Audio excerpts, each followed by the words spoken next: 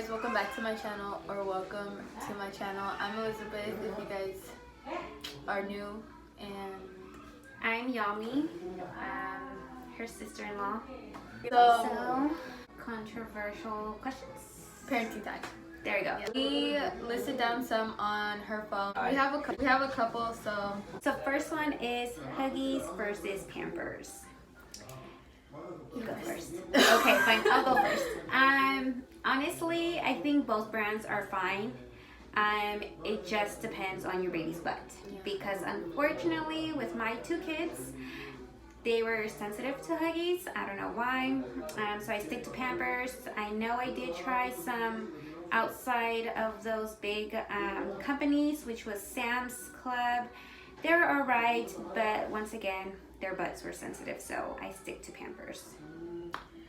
for Matias, a lot of people, like when he was born, be like, don't put like different types of brand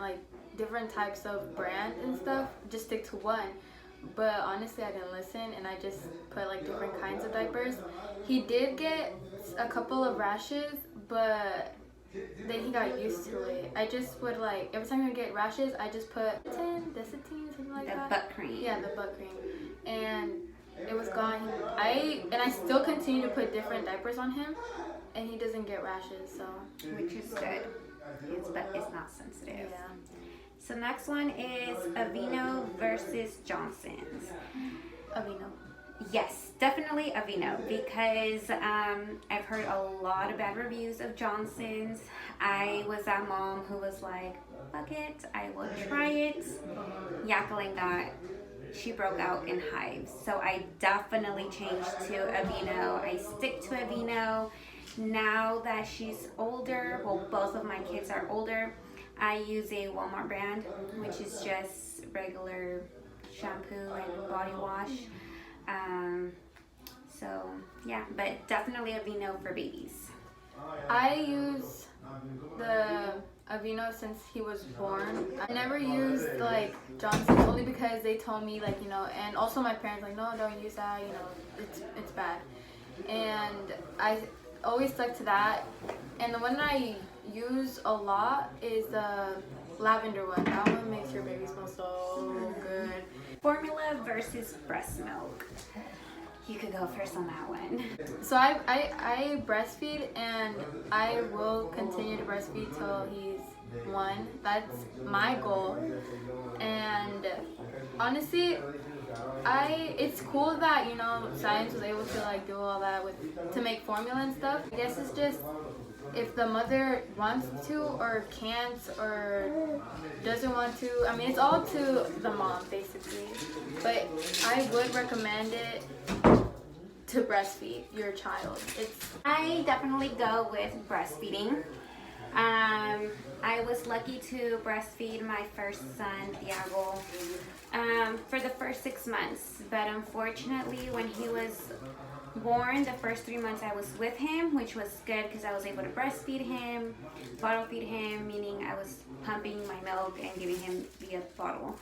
After the 3 months, I actually had to go back to school for medical assisting, and then I had to do my extern, which it kind of took time and it kind of stressed me out, so I was unable to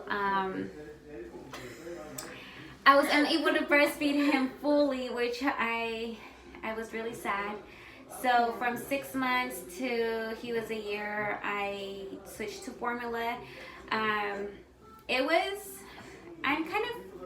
At that point I was kind of neutral, but I would have loved to breastfeed, because basically whatever you eat, you give that to your kid, your baby gets used to that, and especially if you take a lot of supplements and all of that. Formula on the other side, you will have to give your baby supplements and all of that good stuff, but definitely breastfeeding would be the option. Honestly, at first it really was hard because you were just not used to someone just like sucking on your tit. Right. Yes. So it was hard. I wanted to give up. I would like tell Grayson that I'm gonna give him formula now, but it gets easier. It does. It does. And then with my daughter, unfortunately, at the hospital, she she was latching on when I got home for some reason. I think environmental wise, people around me and all of that, family members, visitings, it kind of, I don't know, not made her latch on anymore. She wanted that attention. So I just went to formula feeding for her. But I mean, she's still healthy, thank God. So next one is TV young age versus no TV at all. Okay, newborn stage, obviously you're not gonna, let him watch TV, him or her watch TV. But my son is kind of like at that stage where he understands. He understands, like, okay, there's bright colors, there's something moving. Honestly, I do let him watch TV, but not for like all day. Like all day is like kind of like something else, But I do let him watch TV and stuff. So. Honestly, I'm okay with TV just because they do learn a lot of things. Like she said, newborn, obviously they're not gonna see TV. I mean, they're gonna listen and kind of trying to find that voice or song or whatever that they hear. They're gonna try to look for that, of course. So right now with my 2 kids, I did start letting them watch TV. I want to say 6-7 months, just because they were able to kind of sit on their own and they were able to see and to listen more and be more attentive to the TV. And from this day on, they've learned a lot. I'm not saying I don't teach my kids, but there's a lot of shows out there, even videos and songs. So I'm okay with TV, obviously not for a period of time. So I do try to limit their TV time, especially Diago, since he has his tablet. I try to let him borrow it for a while, and then for the rest of the day just have him play with his toys or us go outside with his bicycle and everything. So yeah. Pacifier or no pacifier? Well, honestly, there's a lot of people that are like, oh, like, no, you gotta take it away from him, I don't really agree with that. I would have let my son suck on the pacifier as long as he wanted. Honestly, for me, not passing one, that's just like me, that's me. But there's a lot of people that when they're like 6 months, they're like, take it away, like put chilo on that shit or something, like take it away. I would have been like, no. So I sucked on the pacifier till I was like 4 years old. So I kind of don't want this. Just would have let him do whatever he wants, in my opinion. But he doesn't like pacifier anymore, so that's good. I agree. I'm in between, just because it has its pros and cons, obviously, but luckily with Diago, I tried giving it to him. He didn't like it, so he just soothed himself by himself, obviously, or I'll obviously, carry him and make him go to sleep or whatever. Jacqueline, on the other hand, she did take it in when she was 3 months. I feel like it kind of had to do with the same reason of her having to drink formula due to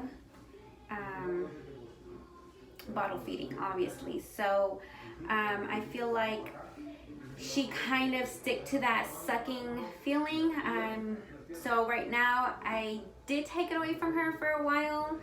It was not the best thing because it was hard to putting her to sleep, to calm her down. So now I started letting her use it again. It's been 5 to 6 months already, so she's 2 years old already. And from, I want to say 3 months ago, I did start limiting her pacifier. She only uses it when she's gonna take her nap or go to sleep.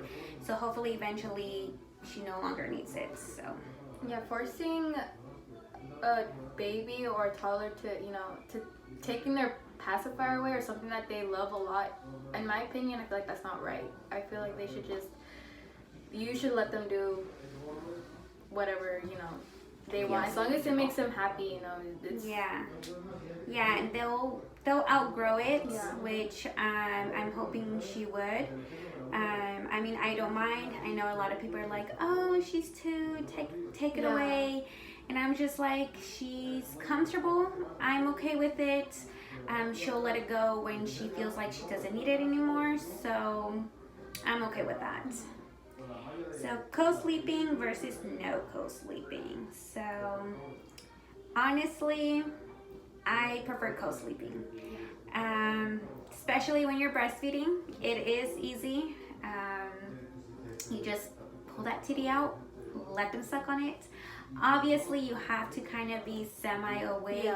I stopped co-sleeping with my son when he was 9, just because he started moving a lot more and it got really uncomfortable. So I moved him on his own little bed. I did not have a crib for him or anything like that. He already had a full-size bed, kid's bed, and he was fine.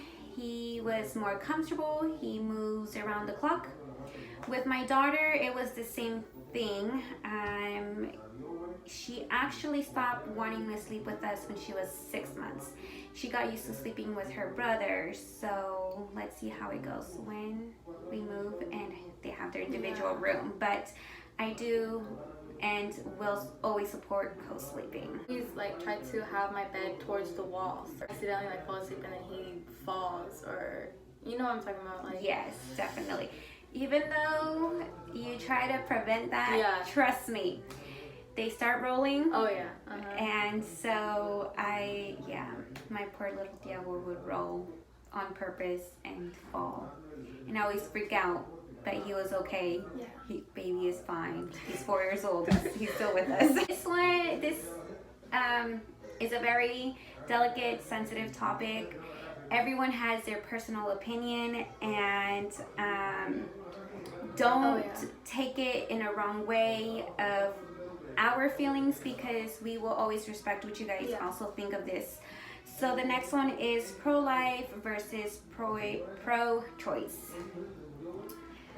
Honestly, for me, like for myself, I'm pro-life. You prefer someone to have the baby and give up the baby for adoption because the baby, it's not the baby's fault. Yeah. You know, it's no one's fault. We can't really blame neither the mom or the dad or whatever. I know what you mean. I'm definitely a pro-choice. For myself, I will never abort a baby. Yeah. Definitely not, never. Just because it's me, and if I got pregnant, it's because I either want it. Even if it was an accident pregnancy, I will definitely love and care about that baby forever, and I would never be like, oh, what if I never had it, or what if this and what if that. I've never had that mentality, just because my parents always showed love, and I'm not saying, you know, they wanted to abort any of us, but it's just the fact that they show that love to me. So I was like, if they love me while they struggled from coming to Mexico to over here, I'm definitely gonna do the same thing, because I'm born here. I have all the benefits, I have all the help, so I knew I could do that. But I am pro-choice, just because everyone is different. Every situation is different. So the next one that we have is circumcision or not. I definitely say no, because that extra skin helps the tip of their penis not get infected. I remember when you were like, when I was like, I think I was in the hospital, you're like, if they ask you if you want your son circumcised, say no. And I'm like, what is that? And then they asked me, I'm like, oh no. And then I search it up, I'm like, oh no. I'm like so glad that you told me to say no. Yeah, I definitely said no. Epidural or no epidural? Honestly, if you need that epidural, girl, get it. Like, if you need it, you know, You do you, you get it. And I guess it's also if you want to like be in less pain and enjoy your birth, you know, then you know get the epidural. It's, I get, in my opinion, I feel like it's a woman's choice. It's the one who's pregnant's choice. You know, it's their choice. In my when I gave birth to Matias, I didn't get the epidural, but trust me, I was yelling for that epidural. I wanted it so bad, but She's strong though. You did it. Yeah. Definitely. Honestly, I would say yes, get the epidural, but also make sure for them to check you how much you have opened. Unfortunately, with me, with Thiago, I was already 8 centimeters, but they didn't check me before inserting the epidural. So if I was at 8, I would have been like, no. I would just deal with it because I was at already 8, dealing with the pain. I might as well just go through the other 2. But unfortunately they didn't, and the moment that they put it was the moment that my pregnancy and my contracts got slower, and it took forever. So in my opinion though, I would have got it before I thought I was feeling that pain. With Jacqueline, I didn't get the epidural for the same reason that my labor was just at least 12 hours. It was nothing. She came out within minutes. I didn't feel anything. I feel like just because my body was used to it. But definitely for your first child, I would recommend you to get an epidural, but also make sure that they checked you how many centimeters you're opened. Yeah, I guess it's also like a goal that you have. If you want to do it natural, then go for it. And if you don't, then you get whatever makes you feel comfortable. Yeah, and definitely, like, sorry to cut you off, but definitely if you were planning or are wanting to planning natural, go for it, try it. If you change midway, it's fine, because like she said, whatever makes you comfortable, whatever makes you feel better and able to tolerate that pain, go for it. Don't even worry about what other people say. Yes, the downfall is you get back problems, but to be honest, it's worth it. It's all worth it. Yeah, like you're the one that's pushing the baby out, so you do whatever you want. Yeah. Adoption or no? Definitely adoption. Yeah, I would. Yes, just because if later, it sounds horrible, I guess, because I know there's a lot of people are trying to get pregnant and they can't, and me being young, I'm able to get pregnant, but if I don't want to get pregnant, I will definitely go for adoption. One, because I would love to love another child. Yeah. I mean, I love her child already. I love all my cousins' childs, and I would definitely go for adoption future if I'm not wanting to have a baby. Definitely adoption. Yeah, me too. Like, I like how she said, you know, we're young, we're, you know, we're able to get pregnant, stuff like that, but I would adopt another, you know, baby or toddler, or, you know, whatever